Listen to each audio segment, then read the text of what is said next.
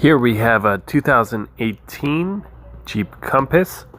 I'm going to show you how to remove and reinstall the rear view mirror. First, there's this black plastic covering. We need to remove it. In order to do that, get yourself a plastic pry tool if you can. Something like this with a wedge style design. And then just apply a little bit of pressure in between the crack around the top there and a little bit at the bottom. That'll crack loose the bottom half, and then we just need to get the top half done the same way. Apply a little bit of pressure, twisting left and right, and then with your hand just remove one side and then the other.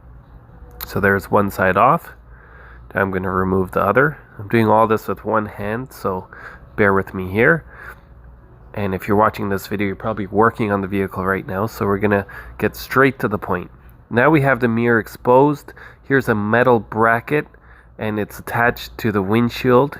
Now on the windshield is another little bracket that holds it.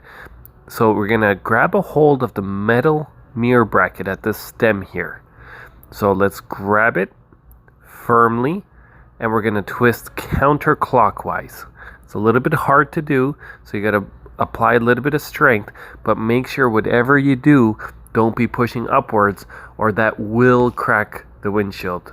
That's the thing that nobody really realizes, is how fragile the windshield is from the inside. So don't forget that step.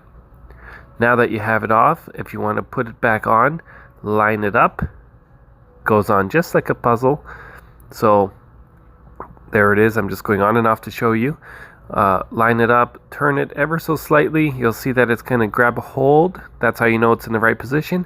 And then grabbing it firm, twist it back into position and it's locked in. Thank you for watching. Please subscribe and